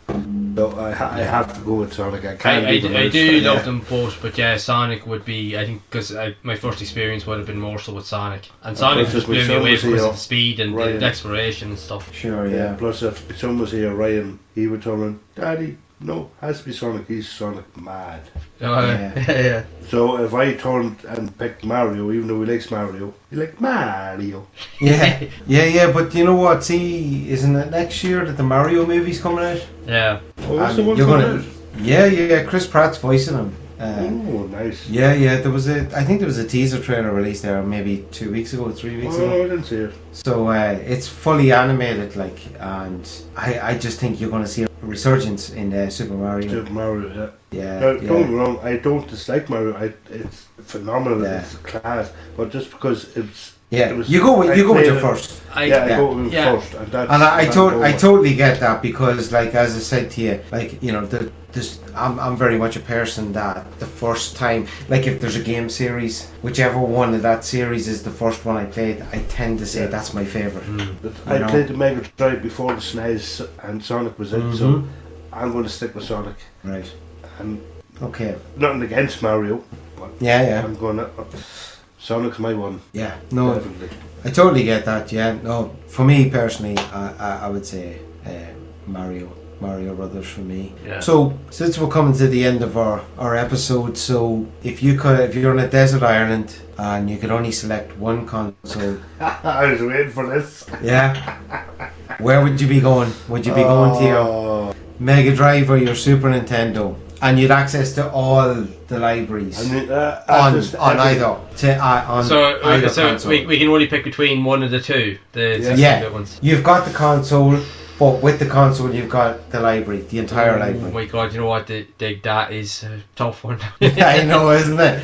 Ooh. Because, like... It's the Wi-Fi. The SNES... Wi-Fi. It's the Wi-Fi. For the Mortal Kombat Get Noobs. I can play online with other people. No. Like, we're sticking with the 16-bit era before the internet. The thing is, like they both have pros and cons in terms of how you look at them. Like, the Mega Drive obviously had... I think in respect to it, I think had probably a bigger selection of games. Yes. In terms of what was available. I would agree. A bigger library. Yeah, bigger library. And the fact that you had the Sega library. The Sega library as well. Sega library, I thought was immense. It was and there was so many different franchises and games. Like so many iconic games to choose from. But then on the SNES side, you also had the sound quality, the graphical quality. The fact is that the controller was at the time the best controller out there to play on any system. And you can even see how good it is because, again, the PlayStation controller that we play with today is modelled off that original Super Nintendo controller. That's why it's so good. It's so hard, like, because when I think back, my favourite games on the SNES were Mortal Kombat 3, Mario Kart, and Striker, and a couple of others, and even like NBA Live 96. I loved the audio and the music in NBA Live 96. Mind you, I wasn't really good at the game itself, but I loved because it was so authentic. It felt like you were watching a real basketball game on TV, even though it was 16-bit, because it felt like it just felt of that era. It just felt so. And do you know why 96 is one of the best ones? Because you could secretly unlock Michael Jordan. Yeah. And he was brilliant. You'd shoot from the halfway line and it would just go. All you was 3. Yeah, exactly. Yeah. I loved it. I loved NBA Live 96. I don't know, because I loved the Mega Drive because I was obsessed with Sonic the Hedgehog for years, and then I got to play Streets of Rage 1 and 2, and Streets of Rage 2 is one of my top 5 favourite games. I'm kind of stuck because I like them both. I really like them both. I'm struggling. Yeah, Steve-O, can you make a decision? I'm struggling. I was letting Peter talk and I'm trying to think myself. Yeah, but weighing up the pros and cons of each one. But being honest with you, with the games I've played between both consoles, and no disrespect to any console, with the SNES, I found it more enjoyment multiplayer than I did singular player. SNES, But don't forget, you're on a desert island by yourself. Yeah. So with the Mega Drive, I had more fun because there was games I played more, the likes of Batman. We would have played more co-op games in the Mega Drive.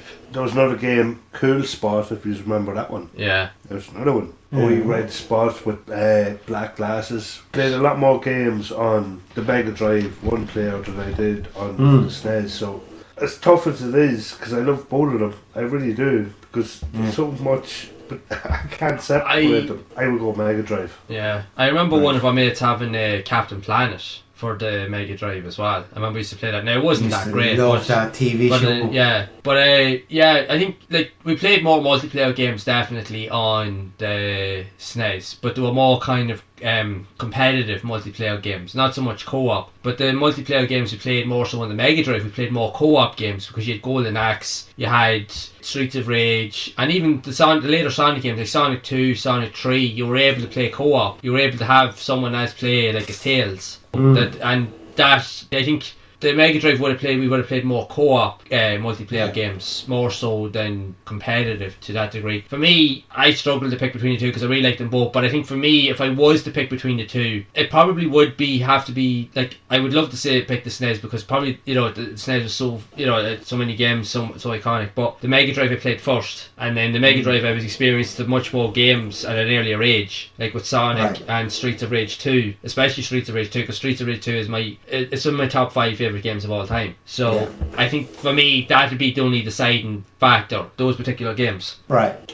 If I was to really choose. Sure, yeah. Yeah. Right. For me, I'm going to simple and straightforward. Mega Drive. It's Mega Drive. As much as I love the SNES, I just think the library on the Mega Drive is far superior. Now, I would miss my Mario games, Mario Kart, that type of thing. But when you look at the Sega games collection, the Golden Axe games, Streets of Rage, all those games, I just find it better. And Mortal Kombat, you can get it on both consoles. I remember when we used to go into like the game stores, even when you used to go and rent the computers out, there was always there seemed to be more of an abundance of Sega games, especially Mega Drive, more so than the Super Nintendo. But see, that's the thing. Sega was a publisher before it was not that it was a publisher, it was a game developer, right? Before it was a console maker. And now they've gone back to being a game developer. But no, definitely. I think I would have to go with Mega Drive. I love, in terms of, like if I was picking a game like Mortal Kombat 2, I'd be picking on the SNES. But just the game's library.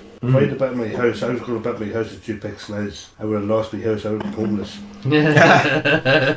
That's the thing, I would have been homeless now. I would just think overall there's a stronger games library on the Mega Drive. I mean, all my favourite games in the 16-bit era are on, available on the Mega Drive as well, like NBA Jam, the Mortal Kombat, and Micro Machines. You remember Micro Machines? Micro Machines 2. Oh my God. Yeah. I remember, you used to race around the toilet bowl.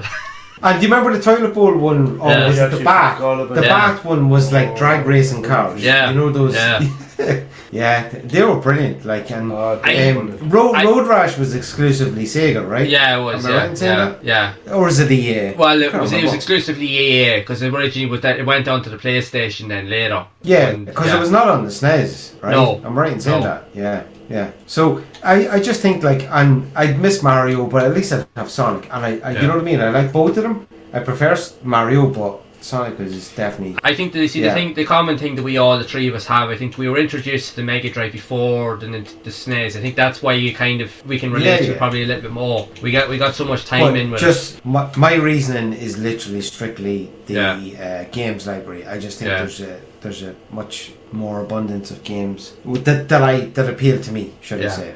Yeah, absolutely. Like, for example, right, I've played, I don't think you have ever played the game Home Alone, based off the movie. And no. I used to play it, right? I used to play it years ago with another mate, and I loved it on the Mega Drive. So I downloaded it, like, on my emulator for the SNES, and I was playing, I was like, this is not how I remember it. So the game mechanics is not the same as it is in the Mega Drive. So the game is better on the Mega Drive than it is on the Super Nintendo. Which is quite strange. It's quite strange when you think, like, you would imagine it would have the same game developer. I thought it would have been a bit better, a bit sharper. No, like on the Mega Drive, maybe I just haven't figured it out. I only played it for like 20 minutes to half an hour, just having a go. But on the Mega Drive, you can leave the house. Firstly, you set up booby traps in the house, just like he did in the movie, and then you would go around. You had access to the street, and it was a top-down view. And you get on your sled, and you would like fly across the street, and you could set up the booby traps in other houses using the blueprints of the house. And then it would let you know that the wet bandits are now flooding another house, or they're in another house. So it was your job to go and stop them. So there was vaults in the house, like with all the belongings, and you had to inflict enough damage on them that they would leave the house before they would actually raid the vaults. Oh, I know what you mean. So like that was a great game. And as I said, Golden Axe, all them Sega exclusive games were just amazing. Yeah. And you had Michael Jackson's Moonwalker. Yeah. Shabong. Yeah, I had that in the Master System. I thought it was brilliant. Yeah, it's. Yeah. I would have to say that Mega Drive for me. If that's it.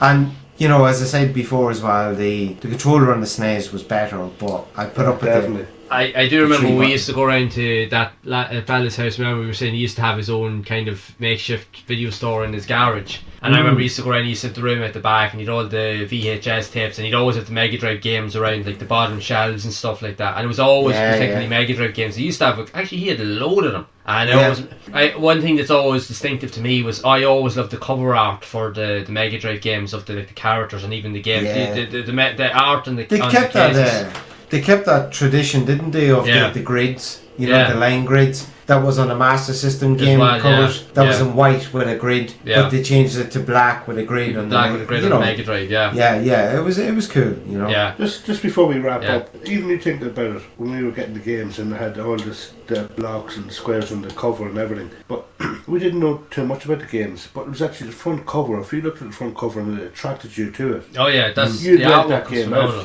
Yeah. Oh, you'd nearly rent it out just based off that. You'd rent that because just look at the front cover. Yeah. Streets of Rage 2 cover, remember? Yeah. Yeah. Mayhem on the front cover. But even the original Streets of Rage as well had a phenomenal art cover as well.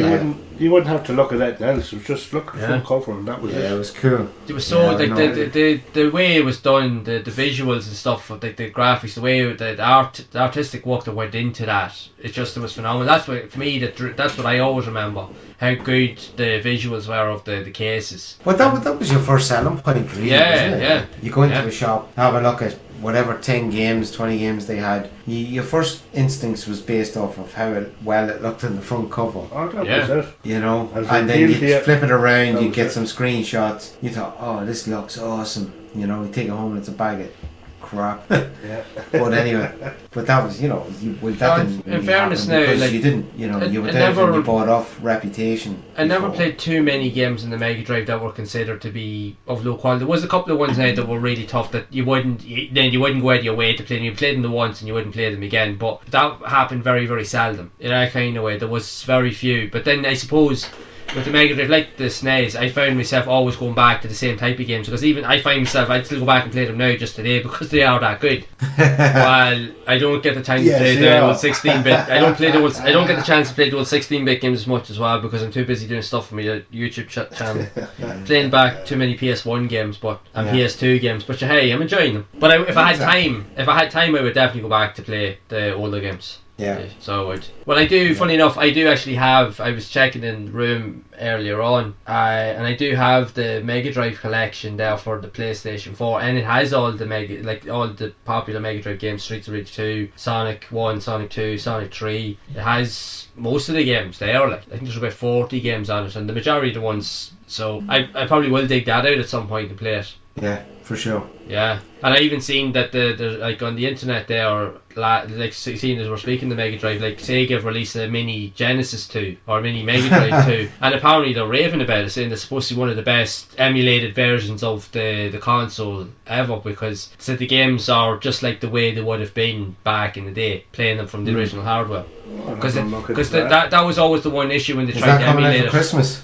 I don't know. Well, it's out in America at the minute because like a load of YouTubers it could be. And Christmas release date. Because the one issue that they had for years was the audio. A lot of those makeshift kind of like retro emulation consoles they had over the years. The problem was they could never emulate the Sega games or the Mega Drive games correctly. They'd be there visually, but they were just always laggy and they could never get the audio right. The audio was always terrible. But they're starting to figure it out now, and you can play it now, and it's really good. Now, if you're playing through emulation on say your PC, majority of ones I've used work fine. Emulation is perfect. You know, you couldn't fault it like. But to play it on a physical console, like an emulated console, it was always a struggle. But apparently this new mini Mega Drive, it's the mini Mega Drive 2, and apparently it's supposed to be really, really good. So, because they've even added a couple of Sega CD games in it apparently that run really well too on it. So I was watching a couple of videos, funny enough, the other day. I was looking at a couple of reviews and they were speaking very highly of it. So it would be worth looking into. Yeah, for sure. Yeah. Okay, so I think we've covered as much as possible for this episode. To be honest, I'm sure there's probably more than we can probably speak about at some stage. To be honest, like that, I just love the 16-bit era. Yeah. We could have talked for another 2 hours straight. Easily. Trust me, we probably only skimmed the top of the fucking stove. We did.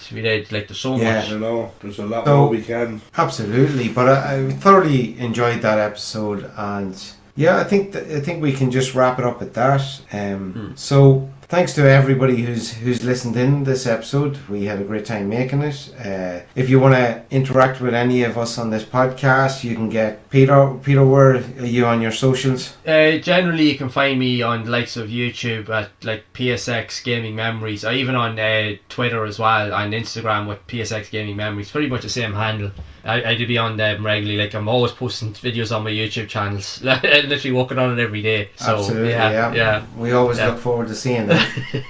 Oh, what about you, Steve-O? Where can people get you on? Just myself, it's just on the PlayStation Network, Steve-O, born 83. I'll spell it out, just make sure it's clarified to everybody. Sure, yeah, go ahead. STEVEO _ born BYORNE _A3 PSN. Right, sure. And for myself, you can get me on PlayStation Network as Digvoldi, that's DIGVOLDI.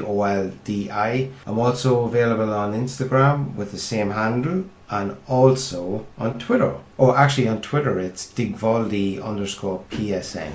So, I guess all that's left to say is thanks guys for this episode of the podcast. This podcast is available on Spotify. You can find us under the Casual Gamers Project, and also on platform Podbean as the Casual Gamers Project. Yeah, we're working to get on more, in time. Exactly, yeah.